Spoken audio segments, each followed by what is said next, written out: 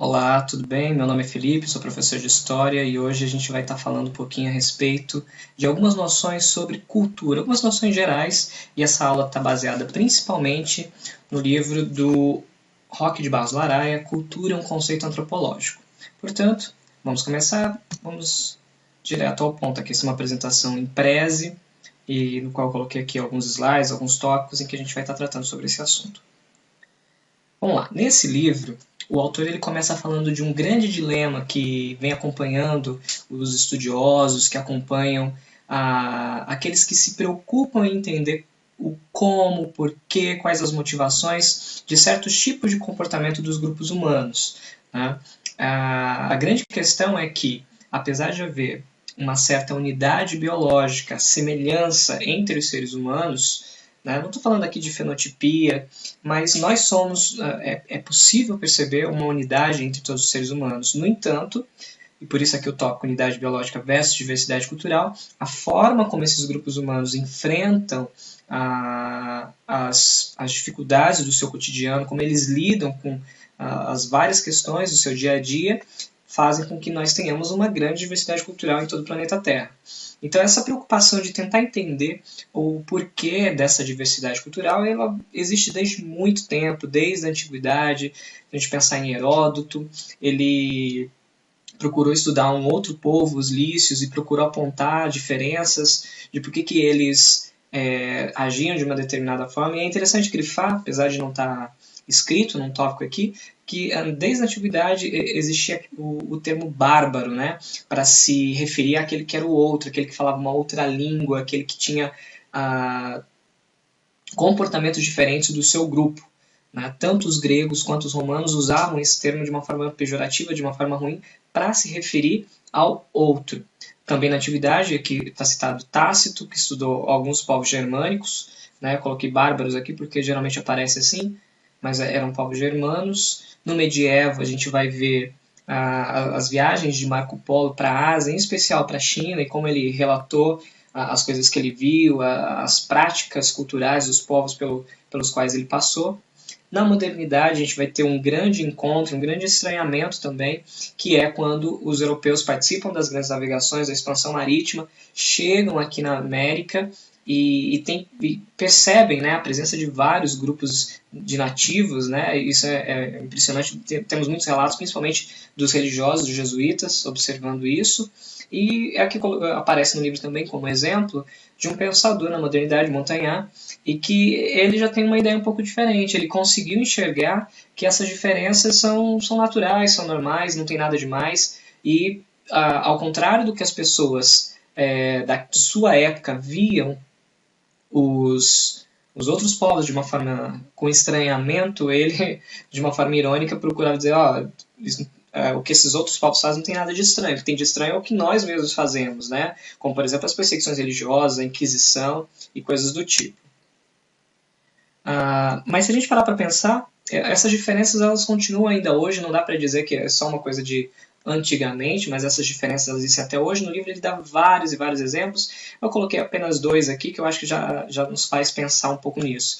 Ele cita, por exemplo, a questão da direção do carro, a mão inglesa, né, no trânsito, ao invés de dirigir como nós dirigimos no padrão francês, os ingleses dirigem no lado contrário, diferente do nosso, o que nós estamos acostumados.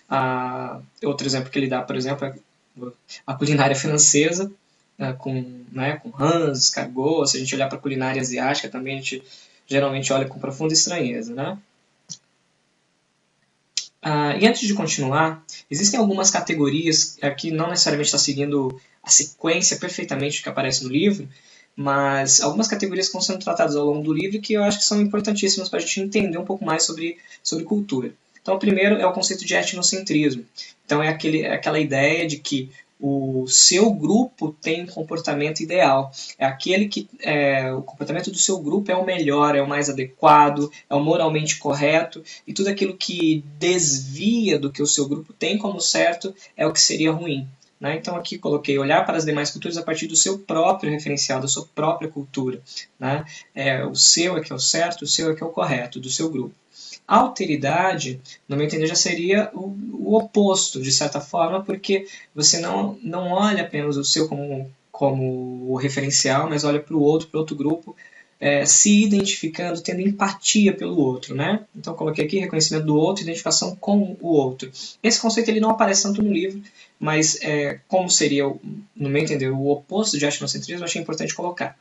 Agora, outro conceito importante, que ele trata bastante, e ele grifa como um conceito importante, é o conceito de endoculturação.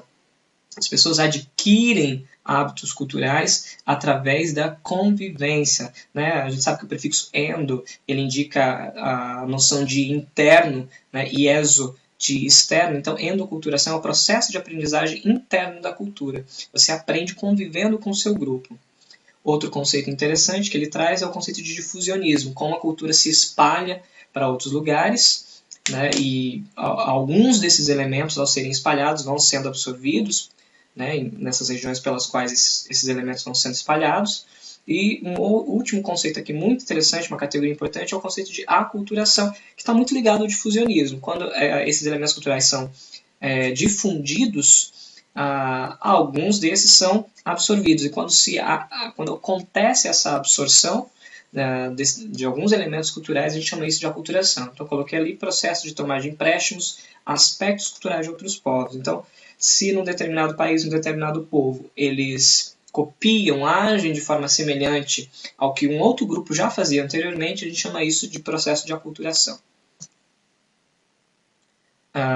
E aí ele avança para uma coisa muito interessante, que são os determinismos. E por muito tempo foram dadas explicações nesse sentido, de darem respostas para alguns problemas de uma forma muito taxativa, de uma forma muito sem deixar sombra de dúvida, é aquilo, ponto, acabou, ponto final, né, que são os determinismos principalmente biológico e geográfico. Como assim? É de tentar explicar, nesse caso especificamente, né, o porquê da cultura, né, o porquê das diferenças culturais, na verdade. Né?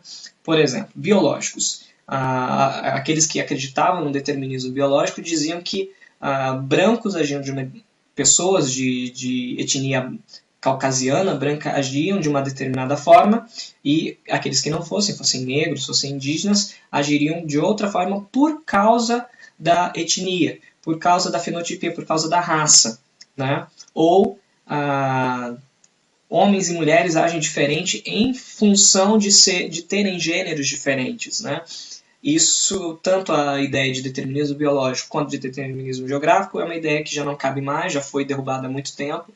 Hoje, a maioria dos estudiosos, eu não vou falar todo mundo, porque de repente tem alguém que ainda defenda, mas eu acho pouco provável, os determinismos eles caíram, mas o autor traz essa ideia para que a gente tenha clareza sobre isso, porque às vezes isso também está um pouco ainda no senso comum, porque foi trabalhado durante muito tempo e ainda permanece, às vezes, no senso comum. Então, os fatores, agora, os determinismos geográficos, de entender que grupos agem de uma determinada forma apenas porque são de determinadas regiões, determinados climas. Como dizer, por exemplo, as pessoas de regiões mais quentes são mais passionais ou são mais preguiçosas. As pessoas de regiões mais frias são mais caladas, são mais introspectivas, são mais trabalhadoras, enfim, você começa a dar adjetivos e características de caráter da pessoa em função do lugar ou do clima. Então isso também é equivocado, né? Então entra o último item aqui, um equívoco. As diferenças culturais significativas no mesmo espaço. Né? A gente consegue perceber isso. Grupos que habitam no mesmo espaço e ainda assim têm diferenças consideráveis. Se a gente considerasse como correto o determinismo geográfico, a gente diria que isso seria impossível. Se eles moram no mesmo lugar, eles devem, por princípio, ter o mesmo tipo de comportamento cultural. E isso nem sempre acontece. Outra coisa interessante é que pessoas que moram, ou grupos humanos que moram em regiões de climas diferentes, às vezes encontram respostas muito semelhantes aos seus problemas e tomam posturas, comportamentos culturais semelhantes. Então isso realmente é um equívoco, o determinismo tanto biológico quanto geográfico. E aí ele vai entrar para tentar construir, né, ou desmembrar, tentar explicar como é que foi construído ao longo do tempo a ideia de cultura. Né? A gente fala de cultura como se fosse algo tão estabelecido, todo mundo sabe o que é cultura, né? E ele começa a dizer mais ou menos como é que foi sendo construído esse conceito. Por exemplo, ele diz que a primeira expressão, a primeira acepção que se aproximou um pouco mais do que nós entendemos hoje é o termo alemão Kultur, né, que seriam os aspectos e as construções espirituais de uma comunidade. Então está no campo do intelecto, está no campo das construções artísticas, né, a sua música, a sua literatura. Então isso seria a Kultur, num primeiro momento, um conceito da língua alemã. Depois, ou simultaneamente, vamos dizer assim, né, não necessariamente no tempo, em momentos diferentes, nós temos o conceito francês civilisation, que seriam as realizações materiais de um povo, tudo aquilo que ele construiu. Então, percebam que, enquanto no termo alemão está mais para uma questão mais intelectual, que geralmente na literatura vai aparecer como espiritual, né? No conceito francês é uma questão mais material. E aí, essas duas ideias se fundem, né? E aí existe um pensador, o Edward Tylor, né, que cria, então, cunha o termo em inglês culture, que aí, até coloquei aqui a citação, porque seria mais ou menos o que ele trouxe como definição. Então, ele diz, tomando em seu amplo sentido etnográfico, é este todo complexo que inclui conhecimentos, crenças, arte, moral, leis, costumes ou qualquer outra capacidade ou hábitos adquiridos pelo homem como membro de uma sociedade. Então, basicamente, ele funde essas duas ideias do espiritual com o material. E aí, na sequência, né, ele vai apresentando um pouco como é que foi sendo construído essas ideias, né, mais propriamente dito. Então, aí, século XVII, século XVIII, com o movimento do Iluminismo, temos alguns pensadores que começam a formular algumas questões, mesmo que talvez ainda não usem exatamente o termo cultura, né, mas a gente percebe que as definições que são dadas seriam muito semelhantes a definições de cultura. Aí fala, por exemplo, de John Locke, né, que ele entendia que as pessoas nascem com uma caixa vazia, né, que elas vão construindo aquilo que elas são, aquilo que elas se tornam a partir da sua vivência. Então não há nada inato, não há nada genético que ele traga de forma hereditária de seus pais. Né?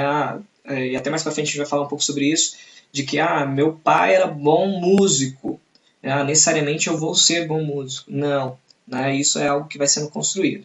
Então, a capacidade ilimitada de obter conhecimento, uma ideia também de que o ser humano ele está geneticamente falando, desde que seja saudável, né, ele está apto, ele tem a capacidade de aprender tudo, qualquer coisa, né? E ao mesmo tempo John Locke também traz uma outra ideia que é do relativismo cultural. Certas práticas que são abominadas num determinado lugar e outro podem ser plenamente aceitas e vice-versa. Depois ele fala de um outro autor, o Jacques Turgot, e aí tem uma citação muito interessante também, que a gente poderia dizer que seria uma definição de cultura, apesar de não ser. Ele fala que, tirando apenas uma palavra, a palavra eruditas, tirando isso, caberia perfeitamente para uma definição de cultura. Então ele diz assim, possuidor de um tesouro de signos que tem a faculdade de multiplicar infinitamente, o homem é capaz de assegurar a retenção de suas ideias eruditas, comunicá-las para outros homens e transmiti-las para os seus descendentes como uma herança sempre crescente. Então essa definição seria bem próxima do que nós entendemos como cultura. E aí, ao longo do tempo, outros pensadores vão formulando ideias muito parecidas com o que ele falou. Né? Jean-Jacques Rousseau, também, nesse contexto aí de iluminismo, e para Rousseau, aquilo que é construído no ser humano se dá principalmente pela educação. Então você precisa aprender. Né? E aí vai sendo construído, né? Aí já estamos no século XVIII, mas o século XIX, até pelo período de formação de várias ciências, com as disciplinas como ciência, antropologia, sociologia, história, geografia, né? Vai ser um momento muito importante. Só que, com o passar do tempo, acontece a formulação de muitas definições. Né? E aí é uma falta de consenso, há uma confusão de conceitos, principalmente na primeira metade do século XX. Né? Foram formulados muitos conceitos. E aí nós temos um grande antropólogo americano chamado Clifford Geertz, que diz que a tarefa atual da antropologia é tentar simplificar isso, é tentar juntar esses fragmentos em uma categoria o suficiente clara, ou claro o suficiente para poder se trabalhar. Ao mesmo tempo que foi legal, foi bom ter tentado definir o que é isso, o que é cultura. Se chegou a um estágio, né, tão caleidoscópico, vamos dizer assim, né? Tão multifacetado que fica difícil trabalhar com conceito. Então, ele propôs que era preciso reformular esses conceitos, né? Mas nessas definições se pensou que o ser humano, né, de uma forma um pouco diferente, separando o elemento biológico do cultural. Porque o ser humano, desde uma perspectiva um pouco evolucionista, de pensar o ser humano como um animal, apesar disso, né, se entendia que ele diferia do restante dos animais. E no que ele difere? Na questão dele poder criar e ter cultura. Essa seria a principal diferença, né? Voltando agora um pouquinho no século XIX. Eu meio que dividi, ele não traz essa divisão tão clara, até porque é complicado. Alguns autores nasceram no século XIX, mas viveram até o XX, então essa divisão não é tão certa, mas mais ou menos então aqui vai aparecer no século XIX. O Edward Tylor, que é aquela primeira definição de cultura, o Franz Boas, que também entra em boa parte do século XX. Vou passar aqui para o próximo slide, mas depois eu volto. O Alfred Kroeber, que ele também, o autor do livro, o Rock Laraia, trata bastante, principalmente no século XX. Mas vamos voltar aqui, no século XIX. Então, aqui alguns itens, algumas ideias a respeito desse autor. Então, compreensão de que o estudo da cultura deveria ser feito como se fazia o estudo das ciências da natureza.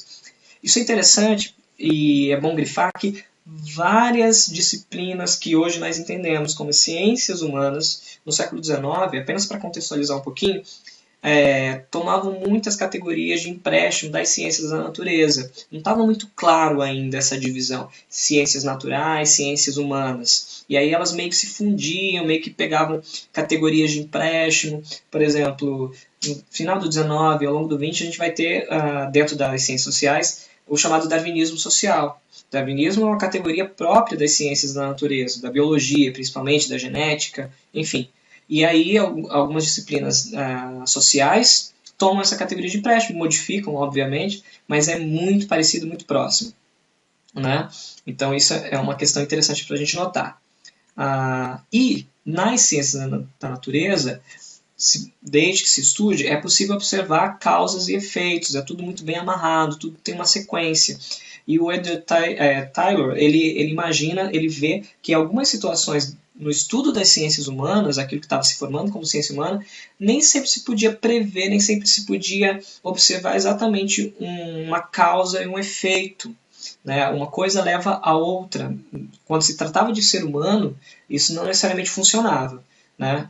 Ligado a isso também está muito presente nas ideias dele algumas ideias de cunho mais religioso, como a ideia teológica de livre-arbítrio.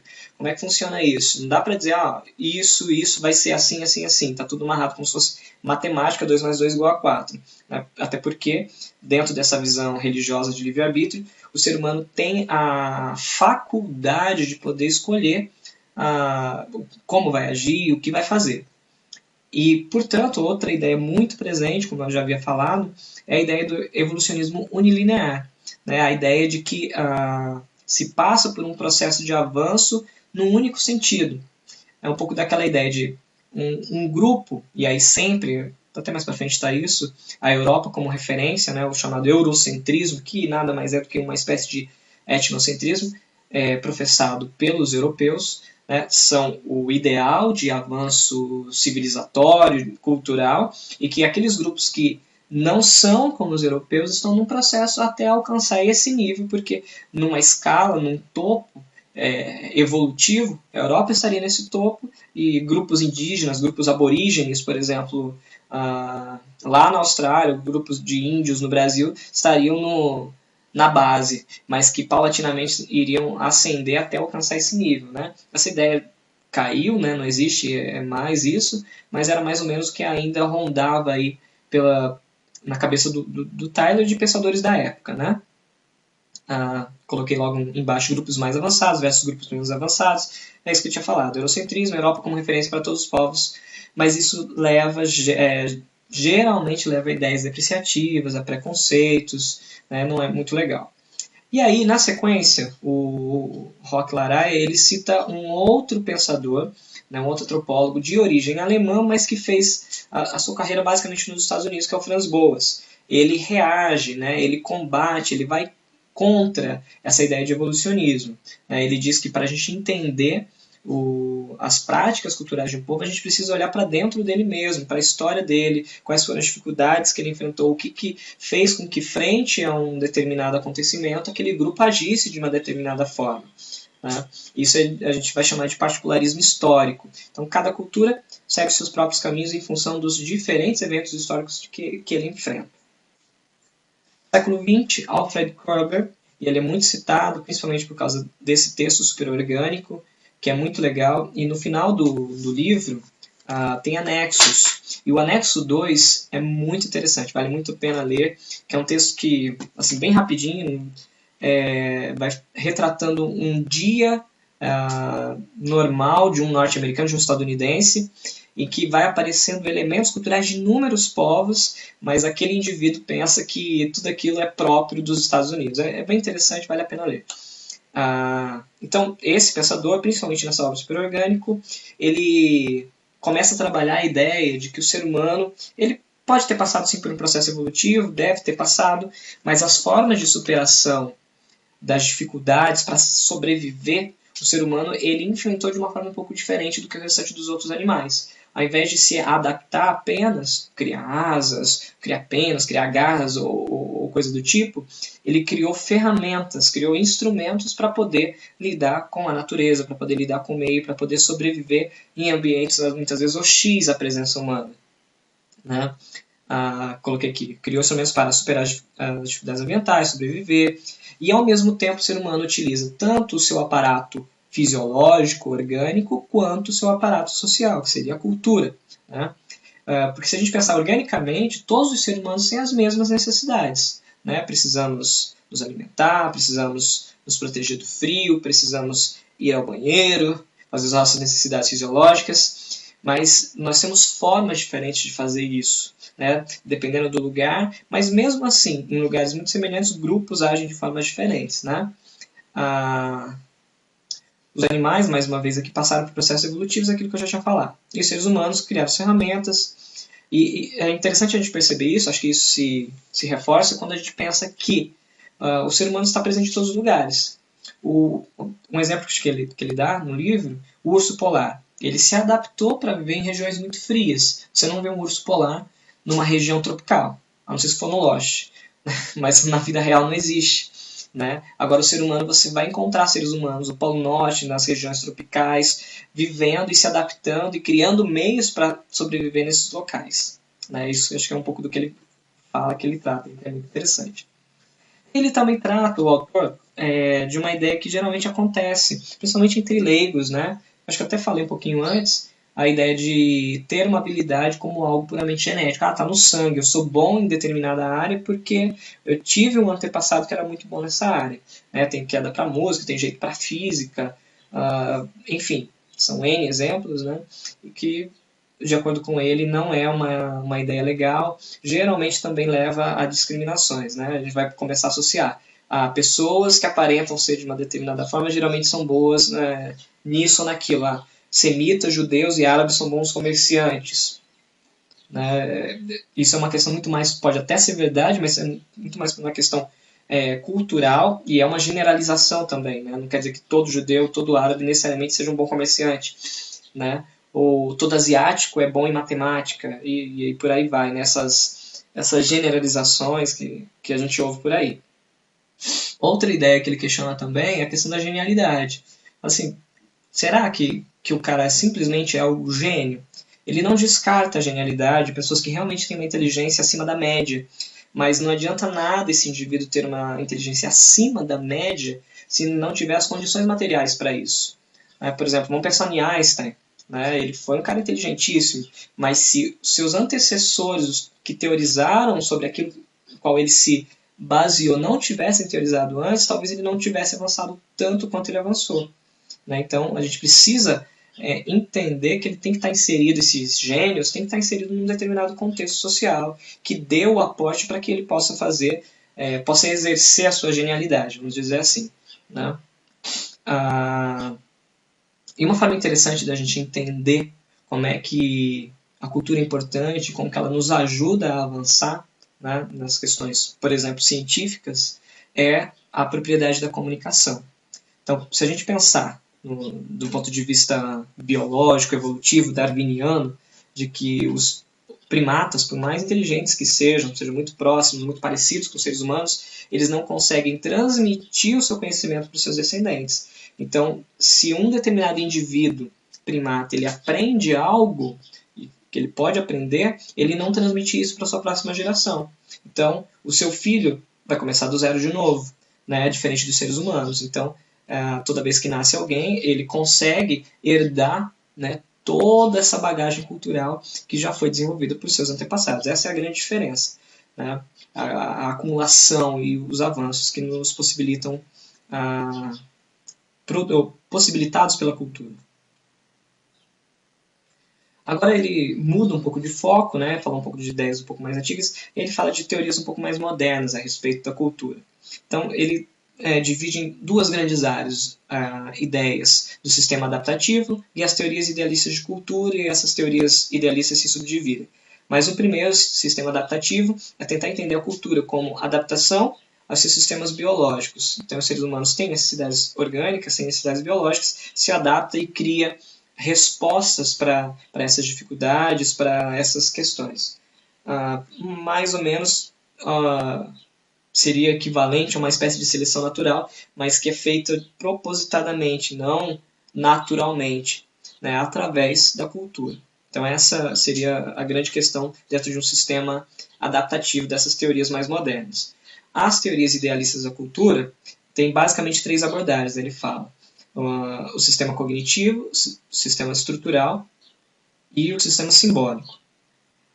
Dentro do sistema cognitivo é daquilo que o indivíduo precisa conhecer e acreditar para operar naquela sociedade. Então, está mais no campo do saber, está mais no campo do entender. Esse é o foco dessa abordagem dentro das teorias idealistas de cultura. Na segunda abordagem, a abordagem estrutural, e aí tem um grande antropólogo que foi muito lido no Brasil e é tido em muita estima, que é o Claude Lévi-Strauss, né, que ele bate muito nessa vertente, nessa ideia aí da estrutura. A estruturação dos domínios culturais, como é que se produz a arte, como é que a arte está estruturada, ou os mitos daquele povo, como é que eles entendem certas coisas, tem a sua cosmovisão, como é que se dá as relações de parentesco, a sua linguagem. Quando se entende essa estrutura de todas essas coisas, você consegue entender a cultura de um povo, né? E ele também trata muito da questão da unidade psíquica da humanidade. Então, por que certos povos têm respostas semelhantes aos seus problemas? Porque nós somos, volta lá naquele primeiro ponto, temos uma unidade biológica, né? Somos seres humanos, né? Somos semelhantes. E aí, a última abordagem dentro das teorias idealistas, os sistemas simbólicos, trabalhados principalmente por dois teóricos que ele fala, que é o Clifford Geertz e o David Schneider. Então, o Geertz diz assim: cultura como um conjunto de mecanismos de controle do comportamento, como é que se deve agir em determinadas situações. Isso ele chama programa. Só que a gente não nasce com esse programa ele é aprendido ao longo da vida, né? Mas nós estamos aptos a aprender qualquer programa, né? Estamos aptos para viver 1000 vidas, né? Um exemplo interessante que ele dá é que se a gente pegasse uma criança pequenininha, francesa, e ela recém-nascida, não tivesse tido contato com ninguém, de alguma forma conseguisse chegar lá na China e fosse criado em todo o ambiente cultural chinês. Será que a gente tem dúvida de que idioma, por exemplo, essa criança falaria? Com certeza ela não falaria francês, ela falaria a língua própria da China, falaria um mandarim, né, ou outra língua que tenha lá um dialeto, de repente. Né? Então, aqui tem uma citação, né? Estudar a cultura é, portanto, estudar um código de símbolos partilhados pelos membros dessa cultura. Então, essa questão simbólica. E a antropologia, o estudo, né, antropológico é basicamente isso. É interpretar a cultura, entender essa cultura. E o David Schneider, muito próximo do Geertz, diz que entende a cultura como um sistema de símbolos e significados. Não difere muito, está dentro da mesma abordagem. Mas aí ele parte para a seguinte questão. Como é que começou a cultura? Né? Quando foi que os nossos antepassados, isso sempre baseando, pessoal, na ideia de que nós descendemos dos primatas. Tá? Não vou entrar aqui no mérito da questão, se isso foi ou não foi assim, isso é um pouco controverso, há pessoas que pensam de uma forma, outros que pensam de outra. tá? Mas aí existem várias ideias de como isso tem acontecido, e aqui eu apresento elas, mas não necessariamente elas são independentes uma da outra, tá? Elas conversam entre si, de repente a questão de alguns teóricos falarem mais de um é apenas uma ênfase mais num ponto do que no outro, tá? Mas todas essas coisas podem ter acontecido concomitantemente. O primeiro deles é o desenvolvimento do cérebro humano. Então, quando os nossos antepassados, que ainda não necessariamente fossem Homo sapiens, eles começaram a desenvolver o seu cérebro, e isso possibilitou essa passagem para um animal puramente como os outros animais, outros mamíferos, por exemplo, para um animal que pudesse produzir cultura, né? E isso foi gerado como? Né? Como é que esse cérebro se desenvolveu? Então, segundo alguns estudiosos, a partir do momento que se começou a viver em aves, vida arborícola, né?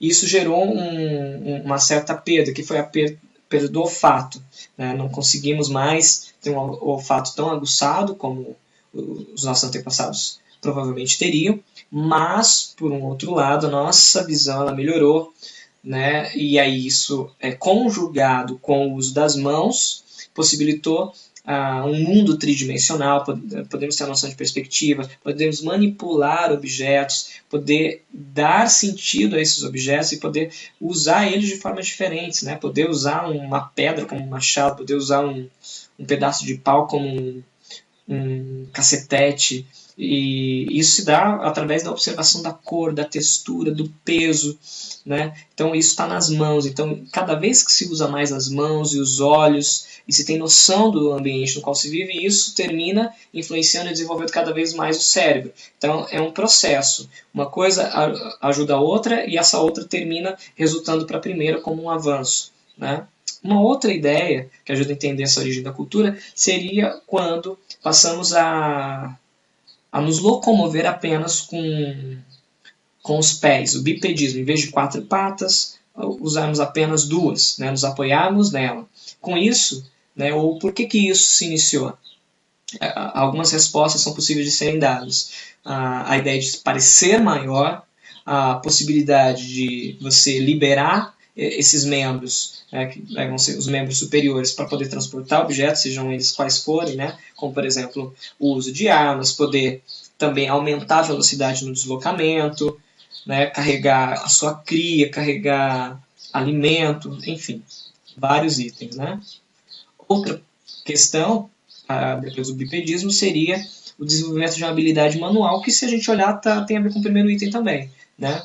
E quando você consegue essa habilidade manual, isso é proporcionado pela posição ereta, pelo bipedismo, portanto. Né? Isso vai estimular o cérebro, e o cérebro cada vez mais volumoso, vai sendo mais complexo, e aí pode criar os símbolos, os significados, portanto produzir cultura. Né?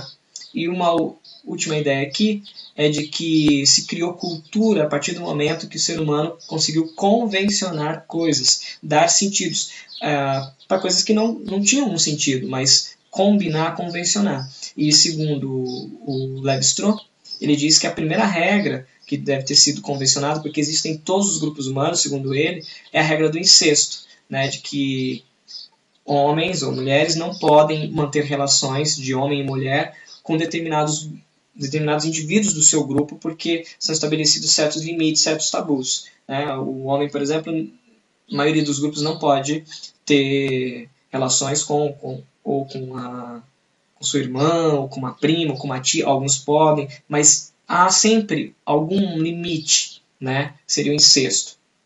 E com isso, né, tem a ver exatamente com essa capacidade de gerar símbolos, capacidade de gerar significado às coisas, atribuir significados convencionados. Ele dá vários exemplos. Eu coloquei aqui, por exemplo, a cor do luto, né, que no Ocidente é o preto, e ele até cita como exemplo que em algumas regiões da Ásia é o branco, mas é uma questão pura de convenção. Né? Mas aí tem um problema nessa ideia, que é a ideia de que isso talvez tenha acontecido de uma forma assim, de uma hora para outra. Né? Então, os nossos antepassados eram animais que não tinham a noção de produção de cultura, e de repente passamos a produzir cultura. Né? Aí eles chamariam de salto crítico, há um salto. Né? Essa ideia hoje não é muito aceita, se critica muito, não se dá muita credibilidade a essa ideia. Né?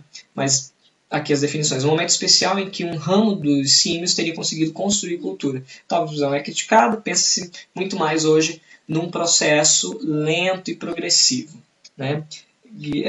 Mais uma vez, Goethe, o autor se baseia bastante nesse antropólogo americano, diz o seguinte: quando os primeiros hominídeos já começavam a produzir artefatos, eles ainda não tinham desenvolvido totalmente o cérebro. Então, assim, ele diz que a coisa aconteceu concomitante. Ao mesmo tempo que o cérebro talvez não tivesse plenamente capaz de produzir símbolos como nós temos hoje, já conseguia produzir alguma coisa. E produzindo alguma coisa, produzindo um artefato, produzindo armas, né, isso ajudava o cérebro a se desenvolver mais. E aí é um ciclo, uma coisa vai ajudando a outra, né? Isso leva a crer que o processo cultural e biológico foi simultâneo, né? Mesmo antes de alcançarmos o nível que temos hoje, já produzimos algum tipo de cultura e isso foi acontecendo. Então, o biológico possibilitou o cultural e esse ajudou a desenvolver aquele. E aí ele passa por uma outra ideia, mas que é muito interessante, eu gosto muito desse entendimento aqui, que é tentar entender como a cultura condiciona a nossa forma de ver o mundo, né? E a forma como nós vemos o mundo nós chamamos de cosmovisão, né? A cultura ela termina definindo, não vou dizer determinando, porque é o termo que está gasto aí, existem muitas críticas, mas a nossa cosmovisão ela é muito, em grande parte, definida pela nossa cultura, né? Tem as suas exceções, isso é uma generalização, claro, mas com certeza a cultura exerce grande poder aí nessa nossa cosmovisão, a forma como nós entendemos o mundo, né? Então, as definições aqui no slide: cultura como principal elemento na construção da cosmovisão, como, por exemplo, as nossas crenças, sejam elas filosóficas, religiosas, políticas, né? A nossa moral, aquilo que entendemos como certo e errado, os nossos comportamentos de uma forma geral, mesmo aqueles que nós diríamos, não, isso aqui é algo puramente fisiológico, uma necessidade orgânica. Mas ele dá vários exemplos no livro de que não é bem assim. Por exemplo, o riso. É algo que todo mundo é próprio do ser humano. É próprio do ser humano. Mas a forma como se ri, o que gera o riso é muito diferente entre grupo e grupo. Eu lembro que no livro ele enfatiza o caso do tipo de comédia que é feita nos Estados Unidos e o que é feito no Brasil. Nos Estados Unidos é o que eles chamam de comédia pastelão, né? Jogar a torta na cara do outro, é isso que é motivo de riso. No Brasil, a comédia, né? Os stand-ups aí sempre tem que ter uma pitadinha de sexo, tem que ter alguma coisa picante. E aí a gente ri disso, né? No geral, também é uma generalização, é claro, né? A forma de comer, a nossa culinária também é determinada pela cultura. E como nós nos portamos à mesa também é muito diferente de cultura para cultura, né? Ele cita a obstetrícia. Dar à luz é algo tão comum, algo tão natural, né? Mas a forma como se faz isso é muito diferente, né? Alguns grupos nativos, a mulher apenas fica de cócoras sozinha e dá à luz, né? O Ocidente já exige todo um aparato, ir para o hospital, né? Muitas vezes nem fazer parto natural, mas se optar pela cesariana. Então tem N questões aí. E algumas ações que também se diferenciam de acordo com o gênero, né? Que também é definido culturalmente, né? Às vezes a gente fica pensando que certos trabalhos que exigem força, necessariamente em todos os grupos humanos são feitos pelos homens. Não é verdade, né? Em muitos casos o trabalho pesado, o trabalho duro é feito pelas mulheres, né? Então a gente precisa ter cuidado com isso. E essa cosmovisão definida pela cultura, né, e grande parte definida pela cultura, nos leva geralmente ao etnocentrismo, que é uma categoria que a gente já trabalhou lá atrás, né, logo no começo do vídeo, que é o seu grupo como referência de ideal. E para falar sobre tudo isso, também eu achei interessante, isso não está no livro, mas eu gosto muito da ideia, usar uma metáfora, a metáfora do jogo, do esporte, do paintball. Até coloquei uma imagem aqui para tentar trazer um pouco essa ideia, né? No paintball, eu não jogo paintball, mas pratico, enfim, não sei qual é o termo, o verbo, mas enfim, a gente sabe que as pessoas que praticam, né, elas, no final de uma partida, elas saem manchadas de várias cores quando atingidas por disparos dos seus oponentes. E a gente pode usar isso como metáfora para o nosso dia a dia, para a nossa vida, né? Ao longo da nossa vida, nós somos como esses participantes do paintball. Nós somos atingidos por coisas, por ideias, por aspectos culturais diversos que vão nos manchando e vão nos formando aquilo que somos, né? Então, acho que isso tem tudo a ver com cosmovisão, com cultura. E a cultura é tão forte, é tão poderosa que ela também interfere do plano biológico. De certa forma isso já foi falado, mas aqui ele reforça um pouco mais isso. Por exemplo, na nossa forma de vestir, de comer, nas nossas necessidades fisiológicas, como ir ao banheiro, né? Como, por exemplo, o arroto. Né? Ele cita um exemplo lá em que determinadas culturas arrotar é sinal de boa educação, e no Ocidente isso não é verdade. É o contrário, é de má educação, de falta de educação. Né? Outra coisa interessante que ele fala é sobre a apatia, que no entendimento dele é o contrário do etnocentrismo. Enquanto o etnocentrismo é ter como referência, acreditar e ter como certo, como correto o seu grupo, as práticas do seu grupo, a apatia seria quando há essa descrença no seu grupo, né? A descrença no seu padrão cultural, ele diz que é o contrário de etnocentrismo, e isso acontece em casos muito extremos. Né? Ele cita como exemplo a escravidão. Né? Os africanos que vieram para o Brasil, muitos morreram do que foi conhecido como banzo. Né? Eles ficavam tão desnorteados, tão fora do seu contexto cultural, que isso trazia uma profunda tristeza. Né? Muitas vezes morriam de tristeza. Alguns cometiam suicídio. Né? Então, isso seria uma espécie de apatia, porque não se vê mais perspectiva, não acredita mais nas suas divindades, a quem costumavam recorrer e que atendiam os seus desejos, os seus pedidos. Né? E também isso muitas vezes tem a ver com até doenças que são criadas de forma mental, o que é conhecido como doenças psicossomáticas. Acredita-se que se tem uma doença e às vezes se morre disso, quando na verdade não existe uma doença propriamente dita naquele indivíduo. Né? A feitiçaria, ele cita como exemplo, algumas pessoas acreditam que foi feito algum trabalho de feitiçaria para ele e depois de um tempo ele morre efetivamente, por conta daquilo que ele acredita. Né? Ou também, se é curado, quer seja de uma doença psicossomática ou de uma doença real, em função daquilo que se acredita. Né? Acho que a gente poderia talvez citar aqui um pouco, talvez não seja exatamente, mas o remédio placebo. Né? Então, se você acredita naquilo, aquilo termina se transformando em algo real. Ele cita também como exemplo a sensação de fome. Né? Ele fala assim, às vezes você toma o café da manhã super tarde, 10, 11 horas da manhã, mas se você costuma, se no seu grupo é comum almoçar meio-dia, você vai almoçar. Né? Geralmente, generalização mais uma vez, mas isso também está condicionado de alguma forma a questões culturais. Já quase terminando aqui, ele fala de que nem todos os indivíduos participam da mesma forma da cultura. Né? Isso pode ser em função de algumas questões como gênero, como idade, né, ou algumas outras questões convencionadas pelo grupo, né, ou diferenças na estrutura social, uma hierarquia social talvez, a sua função profissional, enfim. Diz aqui o seguinte: ninguém consegue participar plenamente de sua cultura, apesar de geralmente saber as atitudes esperadas. Você tem que ter um mínimo de conhecimento para poder compartilhar desse grupo, para poder interagir com os outros indivíduos, mesmo que você não haja exatamente com o que se espera de um outro indivíduo que exerce um outro papel naquela sociedade, mas você sabe o que esperar, sabe o que é um comportamento adequado.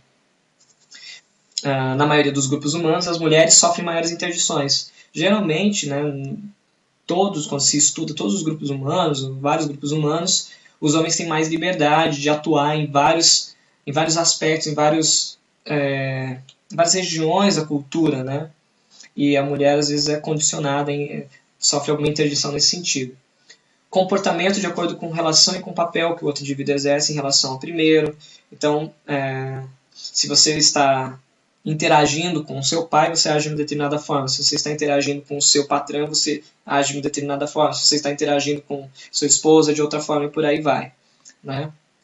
E acontece uma outra questão também. Quando há mudanças no padrão cultural e aí nós não temos resposta, não sabemos como agir. São momentos de ruptura.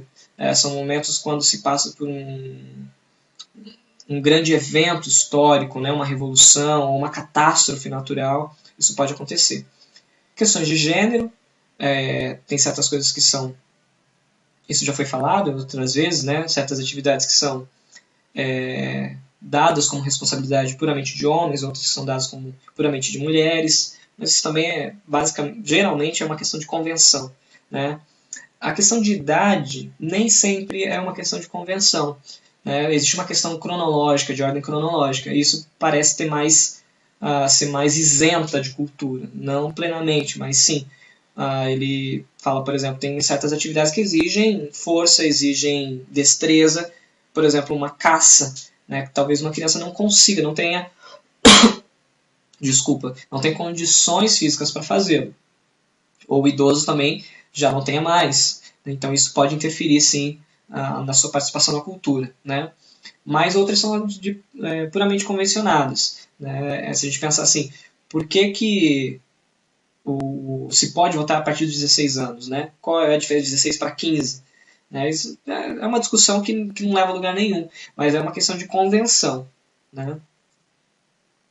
Ah, e ele também fala aqui, já nesse outro tópico aqui, que não adianta querer comparar e criar um padrão universal de cultura, né, para tentar entender como é que funciona. Para tentar entender uma cultura, a gente precisa olhar para dentro dela mesmo. Então, cada cultura tem uma lógica própria, tem uma lógica sua, né?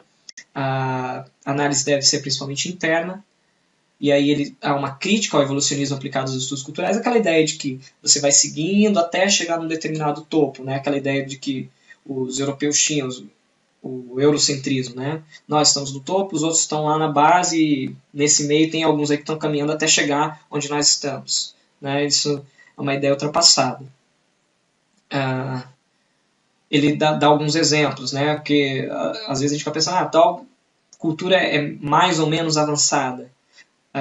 Aí às vezes se justifica, tá vendo? Aquele grupo pensa que é a Terra, é o Sol que gira em torno da Terra, né? Ele fala assim, bom, mas essa ideia não é ilógica. Se a gente observar apenas a partir do nosso aparato orgânico sensorial, essa é a impressão que a gente tem mesmo, né? O Ocidente só conseguiu entender que não era assim, mas que era a Terra que girava em torno do Sol, porque criou um mecanismo, criou ferramentas para entender que não era assim, né? Mas não dá para chamar que é ilógico dizer que eles não têm um sistema cultural adequado porque pensam diferente. Né? Então ele trabalha um pouco essa questão aqui.